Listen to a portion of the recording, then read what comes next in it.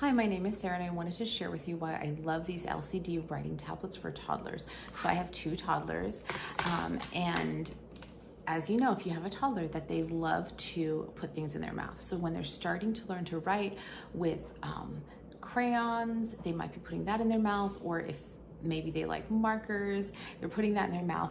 And what I love about this is that I don't have to worry about her putting this in her mouth and the marker, the ink, the crayons going, like being digested. So this is such a cool writing tool. I mean, obviously it's technology, but it doesn't feel like an iPad. So you can just write, draw. My kids are still in the scribbling phase.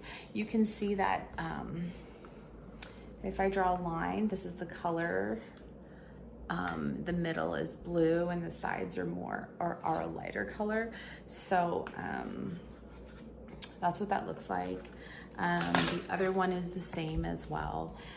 If you push this button right here, it'll clear the screen unless you draw something and then you push the lock button at the bottom and then you try to push it, it won't go away and you can still work on it. So these are great for toddlers. Like I said, especially if you have a toddler that loves to put stuff in their mouth, this is a great way for them to be drawing and experimenting, learning in that area without the fear of them putting the marker in their mouth.